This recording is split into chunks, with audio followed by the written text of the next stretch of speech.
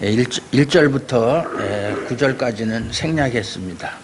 그것은 상황 설명이니까 설교 중에 설명을 드리겠습니다.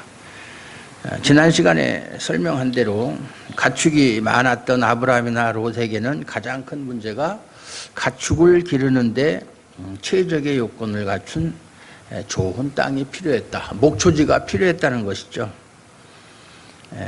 그런데 아브라함은 서로가 갈라질 때 같이 동거할 수가 없으니까 야 서로 갈라지자. 우리의 소유가 많아서 그것 때문에 곤란한 점이 한두 가지가 아니다. 내 목축과 우리의 목축이 서로 다투고 싸우는 것 보기에도 안 좋고 그래서는 안 되지 않느냐. 그래서 서로 갈라지기로 합의를 하고 아브라함은 땅에 대한 선택권을 롯에게 주었어요. 네가 먼저 선택하라. 네가 좋아하면 나는 우호하고 네가 우호하면 나는 좋아하리라.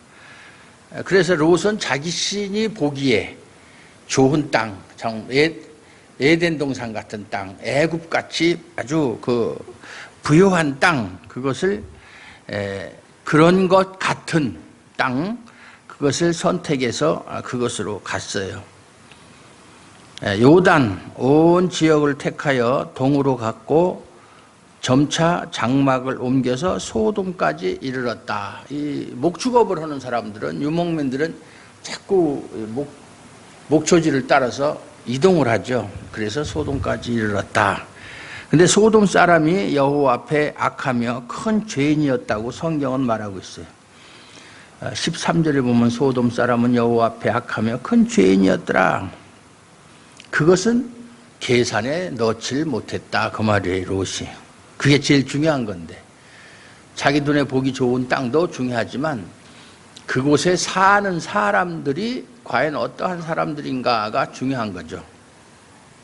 그것은 염두에 두지 못했다. 그것이 롯의 잘못이에요.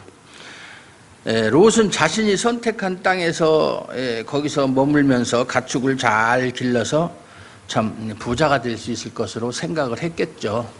여기는 가축을 기르기에 조건이 좋은 땅이니까 여기서 가축을 잘 기르면 부자가 될 수 있겠다.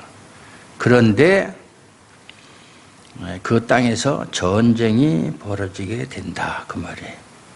여호와의 동산 같고 애굽 같았던 땅에 전쟁이 발생했다. 왜 전쟁이 일어났느냐? 이것이 이제 1절부터 9절까지의 내용이에요.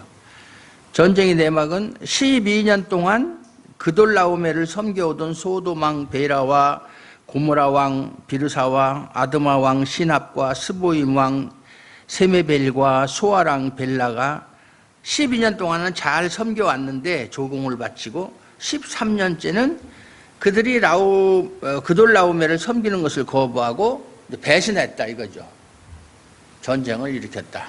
우리는 언제까지 당신을 섬길 수가 없다. 그래서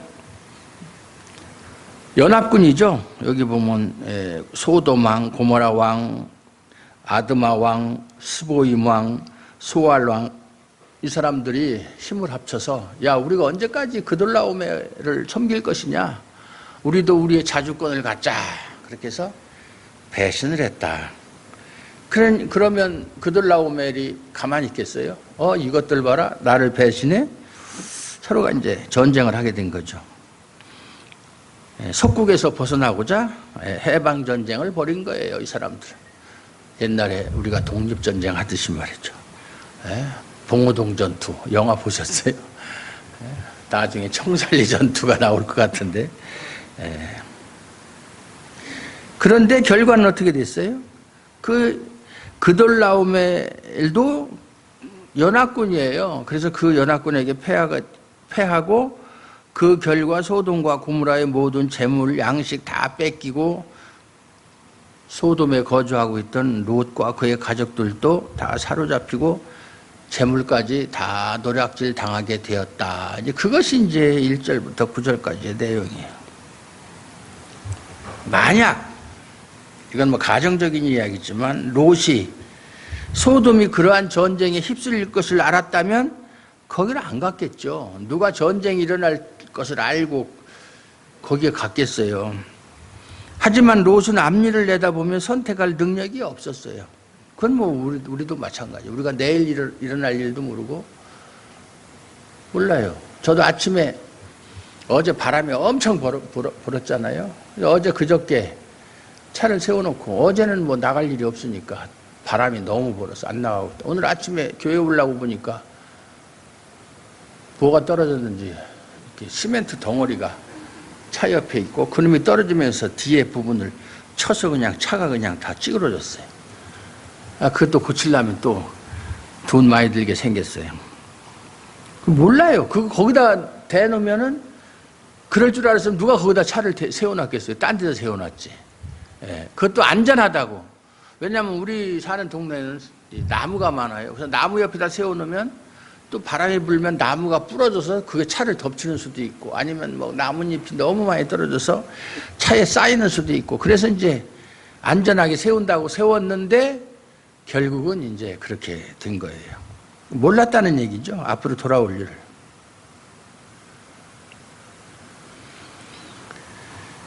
우리 역시 마찬가지다 그 말이죠. 제 아무리 머리를 굴리고 계산해서 좋은 쪽을 선택한다고 해도 우리의 선택은 늘 예상과 다르게 빗나간다. 원래는 나무 옆에 세워놨었어요.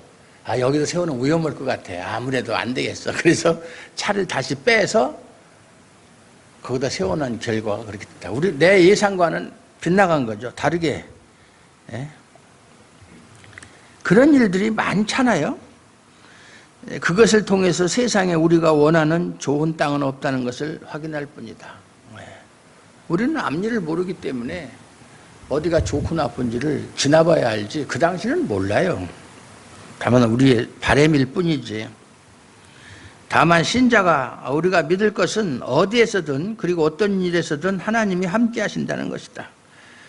어디를 가도 뭐 그런 작은 일이 아니라 어디를 가든 하나님이 함께 하신다. 아브라함은 애굽에서 자기 부인의 연유로 인해서 그것을 깨달았어요. 그때부터 이제는 땅에 연연하지 않아요. 좋은 땅 나쁜 땅이라는 없다. 어디든지 하나님이 함께 하시는 땅이 좋은 땅이다. 내가 어디를 가든지 하나님이 나와 함께 하신다. 그런 확실한 믿음을 가지게 되었다 그 말이에요. 그러니까 롯에게 양보한 거예요. 내가 좋은 데 가. 나는 아무 데도 상관없어. 왜? 어딜 가든 하나님이 나와 함께 하실 테니까 그런 믿음이 있었다 그 말이에요. 그렇지만 롯은 그것을 알지 못했어요. 그래서 자기 눈에 보기에 좋은 것을 선택하여 갔지만 결국 전쟁으로 인해 모든 것을 잃고 사로잡히는 처지가 되었다. 비참한 거죠. 이러한 내용을 통해서 우리가 염두에 두어야 하는 것은 우리 눈에 보이는 좋은 것들이 결코 좋은 것이 아니라는 것이다. 우리 눈에 좋게 보인다고 해서 반드시 그것이 좋은 것이 아니다. 왜냐하면 인간의 눈은 그렇게 정확하지 않아요. 정확할 수가 없어요. 다 좋은 줄 알고 선택하죠. 우리가 선택할 때 최고 좋은 걸 선택하지 두 번째, 세 번째 좋은 것을 선택하는 사람은 없잖아요. 최고 좋은 거. 물론 뭐 예를 들어서 차 얘기가 나왔으니까 차를 산다 그러면 누구든지 제일 좋은 차를 사고 싶지만 형편이 안 되니까 자기 형편에 맞는 차를 살 뿐이지 마음으로서는 최고 좋은 차. 여러분 최고 좋은 차 이름이나 아세요? 예? 몇 억씩 드는 차, 7억, 8억, 그런 차, 예? 롤스로이스, 퀀텀, 그런 거. 엊그저께 장제원 자유한국당 국회의원 아들이 래퍼라고 그러는데 19인가 20살 먹었는데 음주운전하고 사고를 냈는데 그 차가 페라리인데 3억짜리래요. 예, 그렇다고 또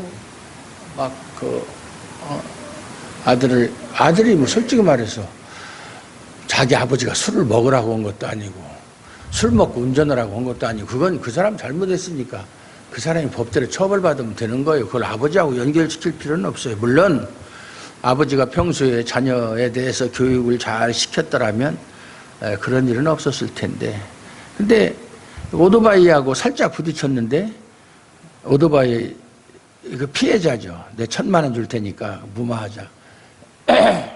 그랬는데 또 오토바이 탄 애가 또 그 싫다고 그랬어요. 1,000만 원이면 오토바이 사고도 다치지도 않았어요. 옛날에 시골에 있는 목사님이 봉고차를 몰고 저기 강남에 갔다가 밤에 볼일 보고 오다가 꽝 하고 뒤에서 누가 박았어. 박았는데 나가보니까 예제차가, 고급차가 받았는데 그 차는 워낙 좋은 차라서 그런지 별로 뭐 어떻게 피해가 없는 것 같고, 봉고차 뭐 국산차 뭐 깡통 차잖아요. 뒤에 범버가 떨어지고 그랬는데 운전하던 애가 내려오더니 죄송하다고 그러면서 옆에 자기 여자친구가 탔는데, 야, 너 가진 거 있냐? 야, 한 장만 줘봐. 그래서 자기도 지갑에서 한 장, 그래 2장 주고서 죄송하죠, 이거 갖고 차 고치세요로 갔는데 한 200만 원 줬는가 보다 그랬대요. 나중에 보니까 2억을 줬더래요. 1억짜리 2개. 그 사람들한테는 1억이 돈 같지도 않지. 그래서 이 사람이 그 사람을 찾는다고, 이거 혹시 잘못 줬을 수도 있다. 그래서 찾는다고 몇 월 며칠 날 어디에서 사고 낸 사람 돈 나한테 2억을 줬는데 분명히 다른 데 쓸 걸 잘못 줬으니까 연락 좀 해달라고 신문에도 내고 그랬었어요. 근데 끝끝내 안 나타났어요. 그러니까 잘못 준 게 아니죠. 그러니까 야, 너 보니까 가난한 것 같은데 이거 가지고 너 생활에 보태 써라. 나도 오늘부터 강남으로 좀.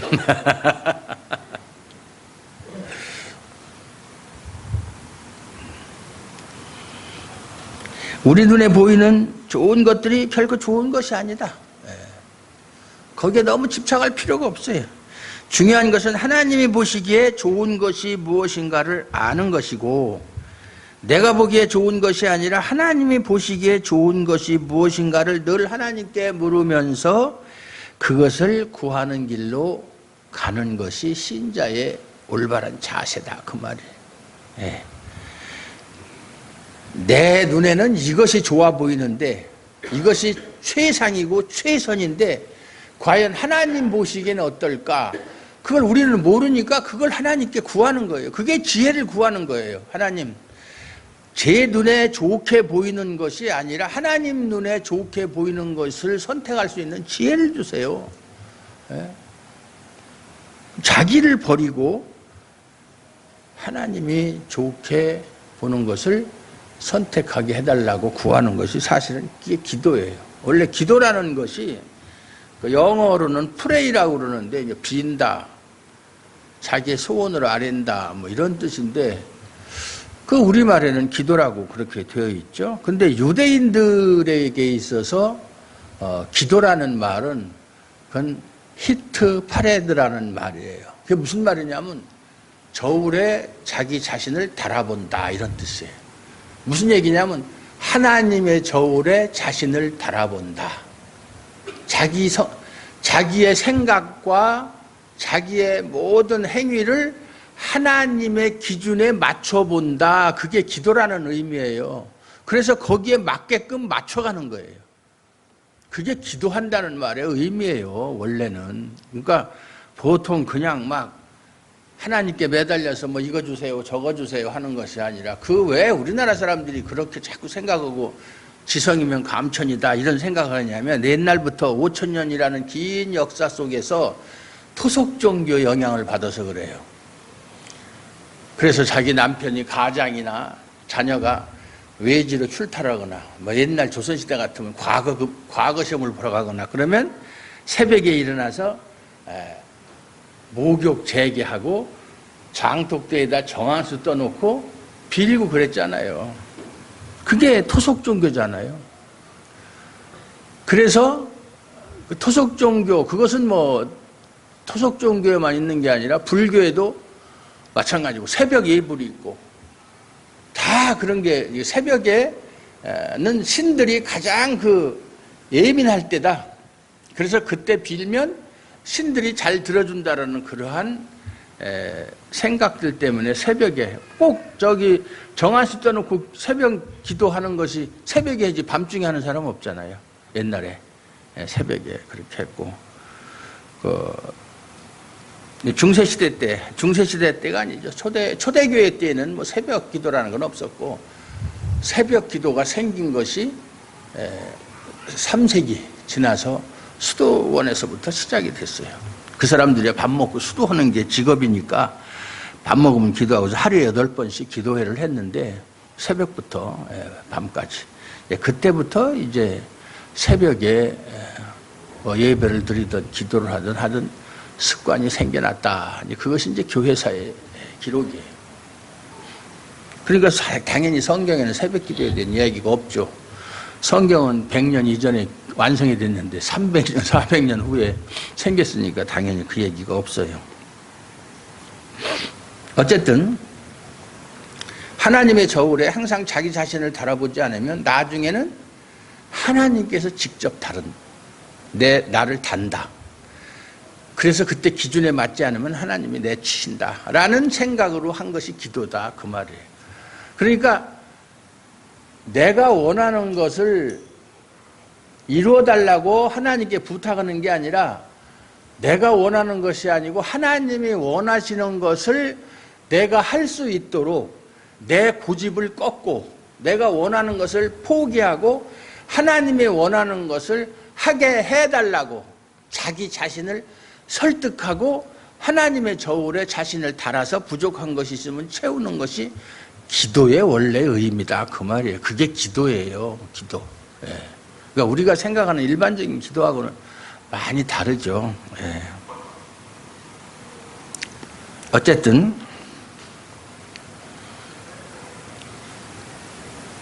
하나님이 보시기에 좋은 것이 무엇인가를 늘 하나님께 물으면서 그것을 구하는 길로 가는 것이다. 이것이 신앙생활이고 이게 기도고 그래요. 이것이 예배고, 이런 점에서 보면 현대 교인들의 하나님에 대한 생각은 분명히 잘못되어 있다. 잘못되어 있어요.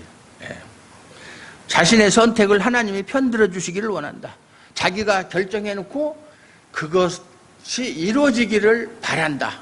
그러니까 그거 가지고 기도하고, 오늘 오후 시간에도 기도에 대한 이야기를 이제 할 건데, 나의 선택을 하나님이 도우셔서 결과적으로 내 선택이 옳은 선택이 되게 해달라고 구하는 것이다, 그 말이에요. 그게 현대 교회의 신자들이 하는 거예요. 하나님의 선택이 중요한 게 아니라 내가 선택해놓고 나 이렇게 하기로 결정했거든요. 하나님 도와주세요. 이렇게 될 수 있도록. 그건 아니에요. 그돌라오멜의 연합군에게 사로잡혀간 롯을 하나님은 아브라함을 보내서 구해내시죠. 롯을 구하기 위해 하나님이 개입하셨다는 것은 아브라함이 318명의 가병으로 승리하여 롯과 그의 가족 그리고 재물까지 모두 찾아왔다, 이것으로 증거가 돼요. 하나님이 개입이 아니고서는 불가능한 결과예요. 상대방들은 4개국, 5개국의 연합군인데 아무리 훈련이 잘 된 군사를 할지라도 318명이 가가지고 수만 명 상대해서 이길 수 있어요? 그건 말이 안 되는 얘기예요. 결국 하나님이 개입하셨다, 그 얘기죠. 17절을 보면 아브라함이 그돌라오멜과 그와 함께한 왕들을 처부수고, 그와 함께한 왕들, 연합군이죠. 돌아올 때 소돔 왕의 사회의 골짜기, 곧 왕의 골짜기를 나와 그를 영접하였고 라고 말하고 있어요. 그돌라오멜과 그와 함께한 왕들을 처부었었다는 것은 연합군과 정면전을 치렀다. 전면전. 완벽한 승리를 거둔 거예요. 이게 불가능한 얘기죠. 있을 수 없는 얘기예요. 전쟁과 하나님의 개입으로 인한 구출을 통해서 롯이 깨닫게 된 것은 무엇일까? 자기도 깨달았을 거예요. 자기 삼촌이 불과 318명 데리고 와서 나를 구해? 연합군하고 싸워서 승리를 해? 하나님이 개입한 것이다. 그리고 왜 내가 살던 소돔 땅에 전쟁이 일어나는가? 결국 그 땅이 좋은 땅이 아니었다. 내 생각에는 좋은 땅이었는데 결국 좋은 땅이 아니었었다라는 것을 깨닫게 되죠, 나중에는. 그리고 여호와의 동산처럼 보였던 땅으로 인해 생존하는 것이 아니라 하나님으로 말미암아 생존하게 된다는 사실을 롯은 전쟁과 자기 삼촌 아브라함이 자신을 구출한 것을 통해서 깨달았을 것이다 이 말이에요. 깨달았을 거예요. 예. 롯 구원 받았어요? 못 받았어요? 롯은 구원을 받았을까요? 못 받았을까요? 여러분들이 가장 관심 있는 것. 누구는 구원 받았을까요? 못 받았을까요?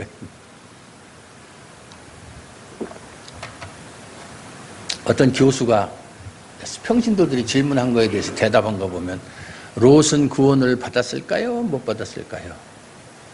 그런 질문을 한 게 있고 또 그 질문에 답한 내용을 읽어보니까 결론적으로 롯도 구원을 받았습니다. 이렇게 결론을 했더라고요. 왜냐하면 성경 보면 롯도 의인이라고 그랬잖아요. 의인이라고. 물론 구원은 받았지만 그의 삶이 아주 참 파란만장한 삶이죠. 자기 그 소돔에서 나와가지고 나중에 그 천사들을 통해서 생명을 보존하고 나와가지고 자기 아내는 나오다가 소금 기둥이 되고 자기 두 딸과 함께 나오면서 결국 동굴에서 살면서 두 딸을 통해서 모압과 암몬 자손을 낳게 되는 근친상간이죠. 예, 참 불행한. 그러나 그것과 구원은 별개예요. 네, 그것과. 그러니까 구원이라고 하는 것이 무슨 도덕적, 윤리적 그러한 결과가 아니고 구원이라고 하는 것은 전적으로 하나님의 주권이기 때문에 우리가 그 사람이 어떤 행동을 보고 저 사람은 구원 못 받았어, 받았어 이렇게 판단할 수가 없는 거예요. 예. 뭐 그렇게 한다면 우리가 잘 아는 가장 쉬운 비유가 십자가의 강도잖아요. 그 사람 보고 누가 구원받을 사람이라고 생각을 하겠어요? 못하지.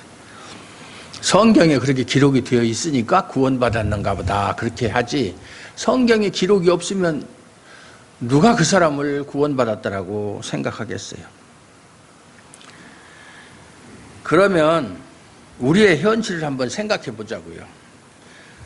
과연 우리는 롯과 다르다고 할 수 있느냐? 롯이 사로잡혀 간 것처럼 우리 역시 항상 죄에게 붙들려 끌려다녀. 그러지 말아야지. 이러면 안 되는데 왜 이럴까 후회하고 다시는 안 그런다고 하지만 작심 3일, 3일도 안 가. 불과 작심 몇 시간이야. 그리고 또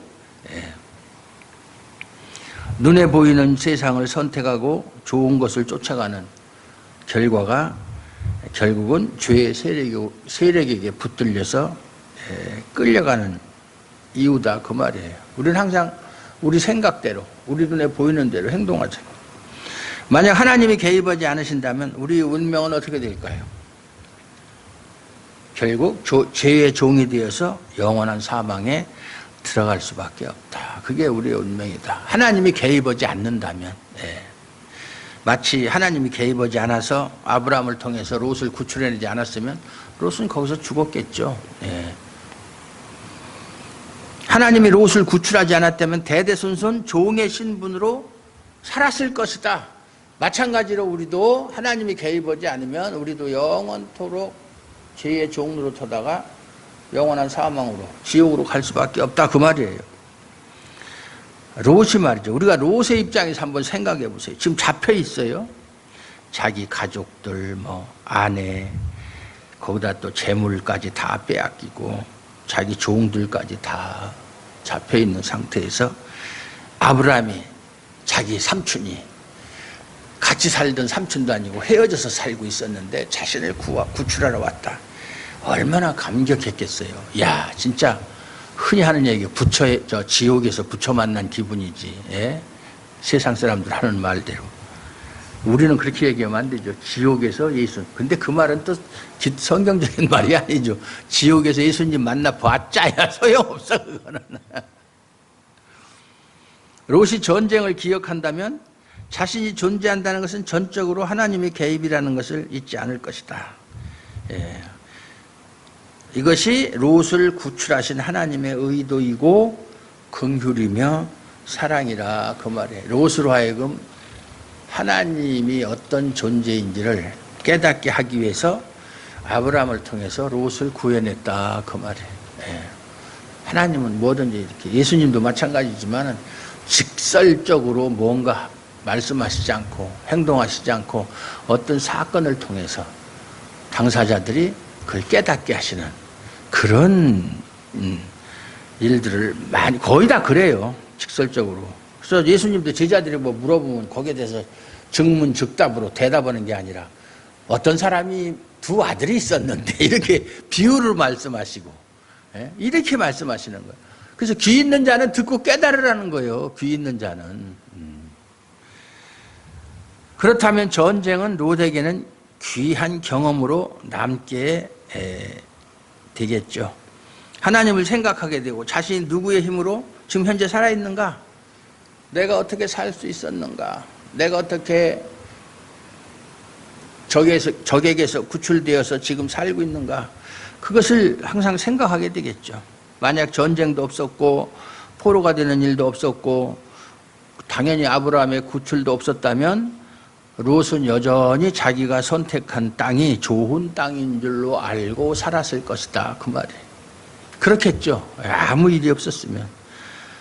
소돔이라는 좋은 땅이 생존에 힘이 되고 근원이 된다는 사고방식 그대로 세상을 바라봤을 것이다. 하나님이 사랑하는 사람은요, 곁길로 가면 내버려 두질 않아요. 우리가 잘못 생각해서 우리 생각이 좋은 대로 선택을 했는데 하나님이 보실 때는 아니야. 그러면 그 사람을 그대로 보고 계시질 않아요. 그러면 그 사람은 아, 내가 선택을 참 잘했네. 역시 나는 참 똑똑한 사람이야. 내가 선택한 것이 그것이 옳은 것이야. 그러고 거기서 그대로 살았을 거 아니에요. 죄를 짓는 줄도 모르고 자기 운명이 어떻게 될 줄도 모르고. 근데 하나님은 그걸 깨닫게 하기 위해서 그에게 시련을 주시는 거예요. 그를 전쟁을 통해서 구출하듯이 어떤 계기를 주어서 그가 거기서 돌이키도록, 그것이 하나님의 간섭이에요. 하나님의 택한 자는 결코 그렇게 곁길로 가다가 망하도록 그냥 내버려 두지 않는다. 유기하지 않는다. 유기. 그래서 선택의 다른 말이 유기예요. 유기. 선택하는 사람은 유기하지 않는 거예요. 버리는 거 아니에요.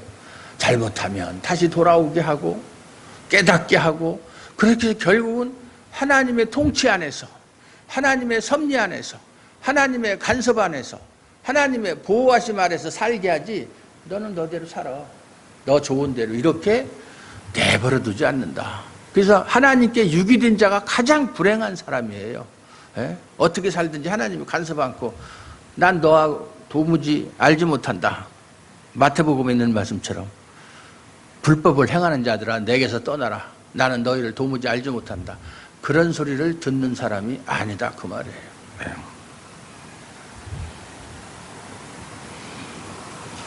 그렇다면 신자가 어디에 거하든 그것은 중요하지 않다.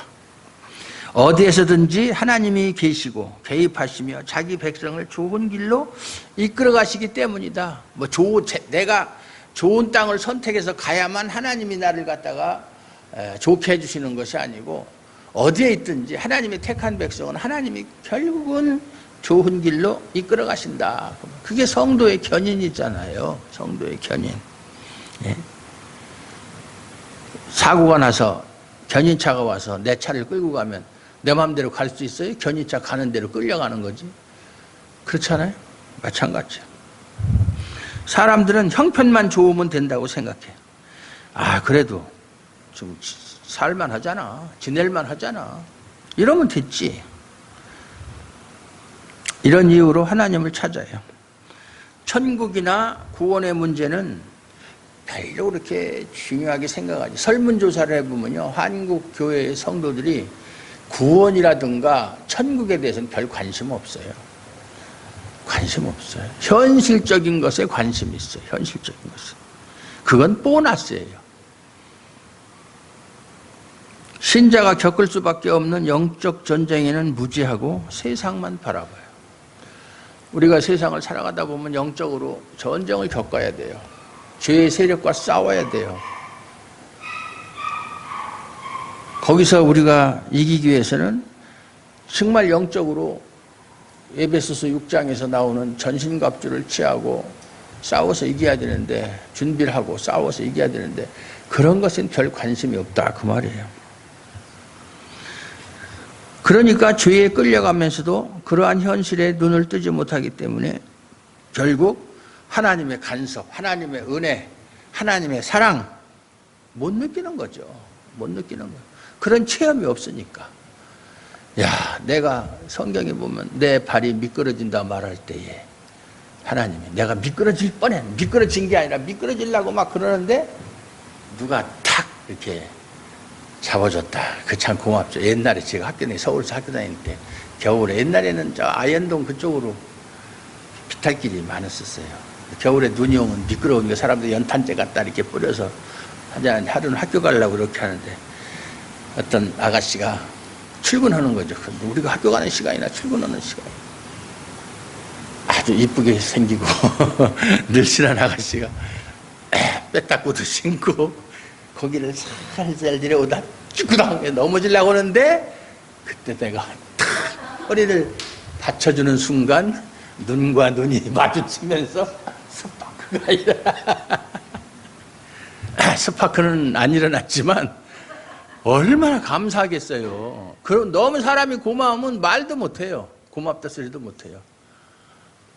그 당시만 해도 남자와 여자에 상당히 그런 게 있었잖아요. 남자가 여자의 손을 잡는다든지 사람들 보는 앞에서 그런 일은 없었어요. 손잡고 다니는 사람 없었어요. 우리 젊었을 때만 해도. 큰일 나죠. 그러면 어른들한테 싸가지 없는 놈. 그런 소리 듣죠. 김봉원 집사님하고 장 집사님하고는 옛날 그보다 더 전에 손잡고 다니고 용두산 공원대 올라다니고 그랬죠.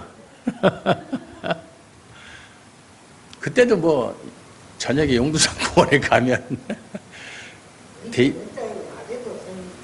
맞아요. 그랬을 거야. 낮에도.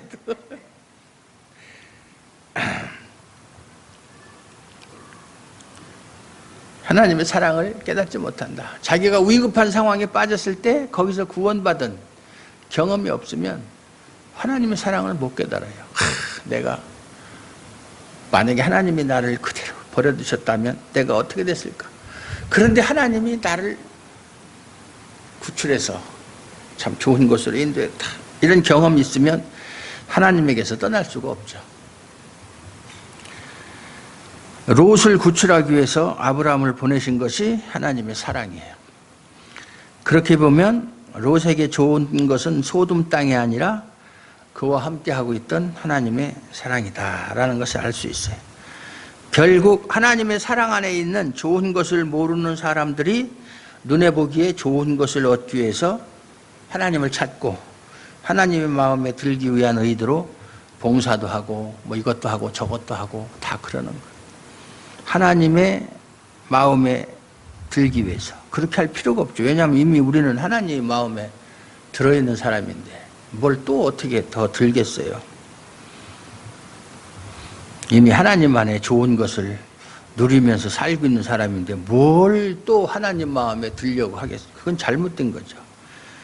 말씀 안에서 말씀을 통해서 깊이 한번 생각해 보세요. 우리에게 진심으로 좋은 것이 무엇인가? 그리고 여러분이 원하는 좋은 것은 무엇인가? 여러분이 원하는 좋은 것. 세상 사람들은 좋은 것을 얻기 위해서 전쟁도 하는 전쟁이죠. 전쟁이에요. 지금 전쟁. 눈에 보이지 않는 전쟁하는 거예요. 신자는 세상의 전쟁에 휘말리지 않고 그들과는 다른 길을 가는 사람들이다. 그 말이에요. 여러분들은 무엇이 제일 좋은 거예요? 여러분이 한번 좀 얘기 좀 듣고 싶어요. 여러분이 원하는 것이 무엇인지. 제가 그걸 이루어 둘 수는 없지만 그것이 합당한 것이라면 내가 그것을 이루어지도록 기도는 해드릴 수 있는데 신자에게 가장 좋은 것은 예수 그리스도의 사람으로 그리스도 안에 거하는 것이기 때문에 말씀으로 그리스도의 사랑을 깨닫고 내 안에 그리스도가 거하기를 소원하는 것이다. 이게 가장 좋은 거예요. 질그릇 속에 보화를 가지는 것. 우리는 연약하고 깨어지기 쉬운 존재지만 내 안에 세상 무엇과도 바꿀 수 없는 보화를 가지고 있다. 그것이 신자가 소원하고 바라야 되는 가장 좋은 것이.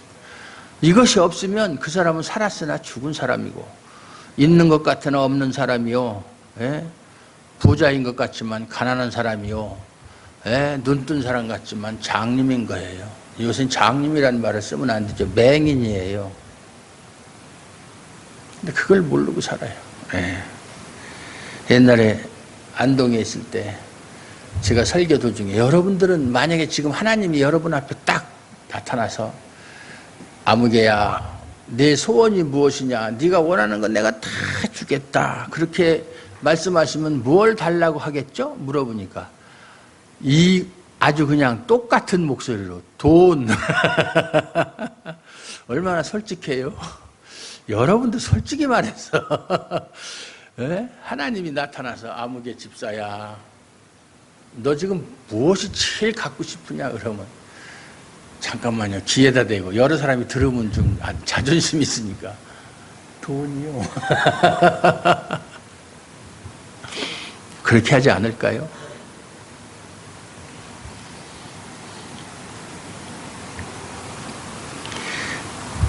그리스도의 사랑을 깨닫고 내 안에 그리스도가 거하기를 소원하는 것, 이것이 신자의 세계예요. 이런 소원이 없으면 그건 신자가 아니에요. 근데 목사도 그렇고 장로도 그렇고 권사도 그렇고 집사도 그렇고 이런 소원이 없는 사람들이 너무나 많아요. 그게 문제예요. 그게 문제다. 엉뚱한 거, 세상적인 거, 그걸 자꾸 쫓아가는 거예요. 명예, 돈. 요새 그 뉴스를 통해서 큰 교회 목사들 비리 터지는 거 보세요. 전부 다 돈하고 관련 있잖아요. 그 돈. 그 사람은 나이가 70대 후반, 80대 된 사람이, 80 넘은 사람들이 돈 있으면 그 돈 가지고 뭐 할 건데. 제가 늘 하는 얘기지만 그 돈 가지고 뭐 좋은 옷을 입은들 멋이 나겠어. 다 늙어가지고. 좋은 음식을 먹으면 소 하나 제대로 시키겠어? 그 돈 가지고 뭐 할 건데? 좋은 차 타고 다니면 뭐 그게 그렇게 좋아? 이제 하나님 앞에 갈 때가 얼마 안 남았는데 하나님 앞에 갈지 안 갈지는 모르겠지만 갈 준비를 해야죠. 준비. 엊그저께 춘천에 갈 일이 있어서 갔다가 우리 저하고 학교 동창인 아주 오래됐죠. 몇십 년 된 그 친구 목사가 지금 아주 그냥 몸이 너무 건강이 안 좋아서 그 온몸에 암이 전이가 돼가지고 항암 치료를 받으려고 해도 그걸 받을 수 있는 상태가 안 되는 거예요. 그래서 혈소판 수치도 올라야 되고 뭣도 올라야 되고 그러는데 그게 뭐 100분의 1밖에 안 되는 거예요. 그래서 처음으로 지금 현재 춘천 강원대학교에 입원해 있는데 거기를 이제 서울대학에 원래는 입원을 했다가 자리가 또 안 나가지고 기다리고 있는 중인데 거기 갔더니 이 친구가 항상 하는 얘기가 저보다 1살 작은데 너는 다른 사람보다 무거우니까 내가 너 장사 지내고 그 다음에 내가 따라갈게. 맨날 그랬었거든요. 근데 지금 글쎄 하나님의 은혜로 참 생명을 연장받아서 살면 좋겠는데 지금 상태로는 가망이 없어요. 본인도 그걸 포기하고 있고 그래서 자기 신체도 그냥 그 강원대학에 해부용으로 실험용으로 기증하기로 저기 하고 그 다음에 생명 연장 그것도 다 안 하기로 이렇게 하고 그런데도 여전히 그 표정이 어둡거나 뭐 그런 거 없어요. 웃으면서 그냥 얘기 다 하고 아이 하나님한테 빨리 가면 좋지 뭐. 보통 사람 같으면 뭐 암에 걸리고 막 그러면 막 근심 걱정하고 막 그럴 때 웃으면서 하나님한테 빨리 가는 게 좋지 뭐. 전혀 그런 뭐 어떤 뭐 슬픔이나 근심스러운 표정이 전혀 보이질 않아요. 믿는 사람이니까 그런 거예요. 믿는 사람이니까. 그런 믿음이 있어야 돼요. 그와 반대로 어떤 목사님이 이제 돌아가시려고 막 그러는데 그 목사님들이 찾아가서 아유 이제는 뭐 돌아가실 거니까 목사님 그동안 하나님 일 열심히 하고 이제 목사님 하늘나라 가게 천국 가게 됐으니 얼마나 좋습니까? 이제 목사들은 그렇게 해요. 본인 죽음을 눈앞에 둔 사람한테 하늘나라 가니까 얼마나 좋으시겠어요. 잠시 잠깐 오면 하늘나라 갈 테니까. 천국 갈 테니까 얼마나 좋겠어요. 이런 얘기 하거든요. 우리는 안 믿는 그 성도들한테 그러면 이거 뭐 빨리 죽으라고 하는 얘기야 뭐야, 오해할 수도 있죠. 목사들한테 그렇게 하거든요. 근데 그 목사님이 뭐라고 하냐면, 야, 어떤 놈이 천국 가봤어? 있는지 없는지 알지도 못하는, 그러더라는 거야. 죽음 앞둔 사람이. 믿음이 없는 사람이야 그게. 예? 어떻게 그런 소리를 할 수 있어요? 예? 사람이 죽음 앞에 두고서. 그 본심이 나오는 거예요. 본심이. 예. 지금은 은퇴했지만 김상봉 목사라고 옛날 할렐루야 교회를 개척해서 지금은 뭐 다른 사람이 목회를 하고 있지만, 그분이 간증을 들어보면요, 자기는 목사 되고 나서도 천국 지옥을 믿질 않았대요. 믿질 않았대요. 그냥 성경에 있으니까 그렇게 설교하고 했지만 자기는 안 믿었대요. 자기는. 내가 안 믿는다고 여러분이 알 수 있어요? 모르잖아요. 안 믿으면서도 얼마든지 설교할 수 있어요.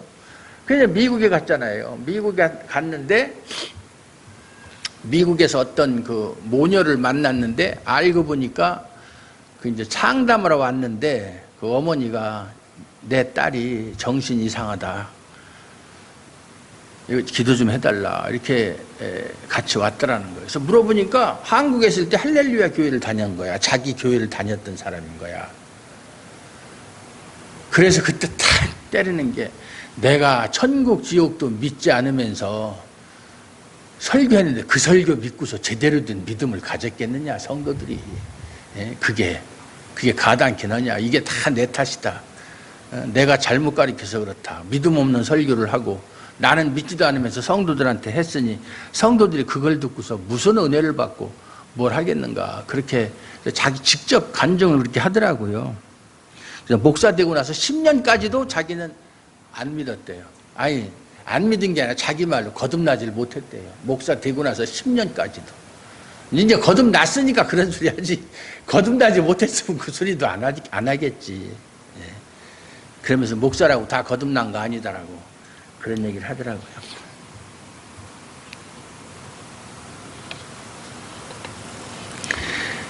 이 좋은 것을 좋은 것으로 여기지 못하고 내 안에 그리스도가 거하기를 소원하는 것, 이것을 가장 좋은 것인데 이것을 좋은 것으로 여기지 못하고 세상을 바라보며 세상 것에 대해서 아쉬워하며 살아가는 것이 참 답답할 뿐이에요. 자기가 가지고 있는 것은 감사한 거 모르고 자기한테 없는 거 가지고서 자꾸 아쉬워하고 뭔가 좀 안타깝게 여기고 그러는 거예요. 남이 없이 자기가 가지고 있는 것은 사람들이 생각 안 해요. 남이 있고 내가 없는 것만 생각하는 거예요. 내가 없는 거. 사람은요, 한 사람이 모든 걸 다 가지고 있을 수는 없어요. 하나님은 그렇게 사람을 만들질 않았어요. 예? 돈이 많으면 건강이 나쁘다든지, 돈이 없으면 건강하다든지, 아니면 뭐가 지혜가 뭔가 다 공평하게 따지고 보면 하나하나 다 비교해 보면, 아, 이 사람한테는 요게 없는데 이 사람한테는 이게 있구나, 다 이렇게 되는 거지. 이것도 가지고 저것도 가지고 다 부족함 없이 가지고 있는 완벽한 인간은 없어요. 하나님이 그렇게 사람을 만들질 않았어요. 하나님은 우리에게 예수 그리스도를 보내셨어요. 아브라함을 보내서 롯을 구출하신 것처럼 예수님을 보내서 죄에 사로잡혀 사망으로 끌려가는 우리를 구출하신 거예요. 그리고 구출하신 것뿐만이 아니라 지금도 우리를 붙드시고 생명으로 인도하신다. 빌립보서에 있는 말씀처럼 너희 속에서 착한 일을 시작하신 이가 그리스도 예수의 날까지 이루실 줄을 확신하노라. 예수님 오실 때까지 계속 인도하는 거예요. 그냥 너 구원했으니까 이제부터 네가 알아서 살아 이렇게 하지 않고 끝까지 붙잡고 인도하신다. 아까도 얘기했지만 성도의 견인이죠. 돈이 우리를 죄에서 구출하는 거 아니에요. 돈이 있으면 조금 세상 사는데 편한 건 맞아요. 없는 것보다 있는 게 좀 편해요. 남들보다 좀 더 많은 것을 누린다고 하는 것은 사실이에요. 그러나 그것이 우리를 죄에서 구출해내거나 우리를 천국으로 인도하지는 못한다, 그 말이에요. 예. 자크 엘리라는 사람이 쓴 돈이냐 하나님이냐 하는 책이 있어요. 그거 보고 싶은 사람 저한테 얘기해요. 저한테 하나 있으니까 갖다 드릴 테니까. 돈이냐 하나님이냐. 둘 중에 하나 선택해야 돼요. 돈을 선택할 것이냐 하나님을 선택. 거기서 말하는 돈이라고 하는 것은 꼭 돈만을 말하는 게 아니라 이 세상에서 자신이 누리고 싶은 모든 것을 돈이라고 그렇게 표현한 거예요. 거긴 명예도 들어가고 뭐 권세도 들어가고 건강도 들어가고 다 포함되는 거죠.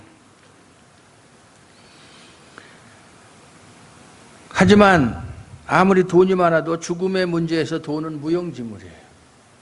돈은 무용지물이에요. 옛날에 이병철, 이건희, 지금 이재용이죠. 이재용의 아버지가 이건희고 이건희 아버지가 이병철, 삼성을 처음으로 설립한 사람이죠. 그 양반이 돌아가시기 얼마 전에 옛날에 갈보리 교회 박주준 목사님이라고 있었어요. 박주준 목사님이 그 당시에는 영락교회 담임 목사로 있었는데 그분한테 편지를 쓴 거예요. 비서를 시켜서. 하나님이 있고 천국과 지옥이 있다는 증거를 나한테 설득을 해봐라. 이렇게 해서 편지를 보냈어요. 그걸 보고 박주준 목사가 부목사 시켜서 야 네가 이거 답장해서 보내라. 그래서 이제 성경 이야기도 하고 성경 구절도 적고 이렇게 해서 했는데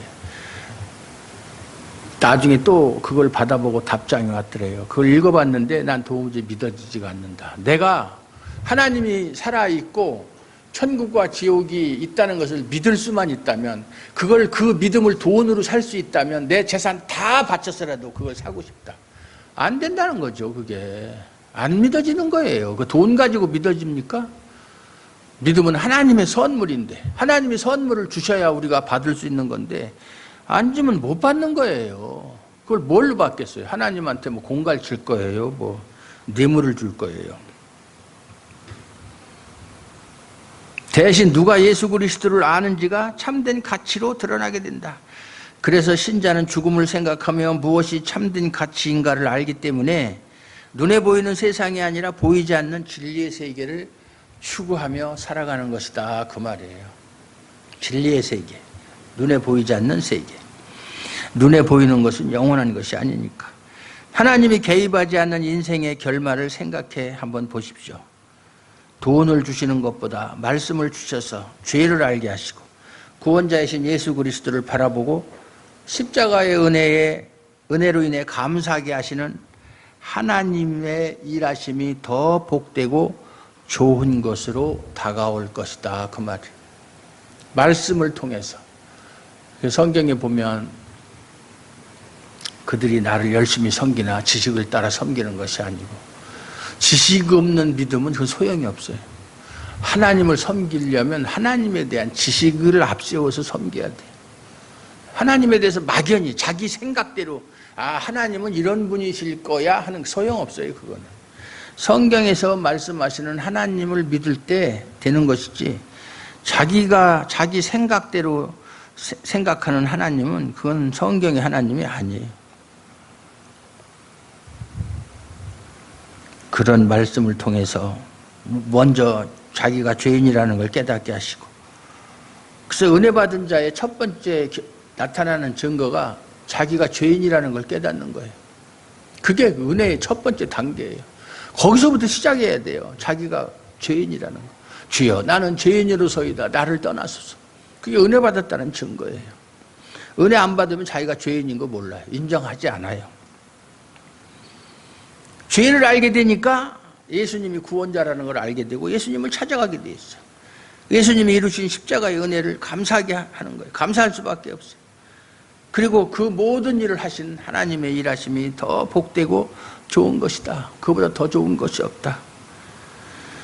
누가 인생에서 참된 승리자인지는 예수님이 오시면 그때 판가름 날 거예요. 신자는 그때를 소망하면서 우리를 승리자로 드러나게 할 주님을 바라보며 살아갈 뿐이다. 현재의 내 모습에 실망하지 않고 예수님을 알게 하신 하나님의 사랑에 감사하며 살아갈 뿐이다. 그렇게 예수님을 바라보며 묵묵히 살아가는 것이 성도입니다.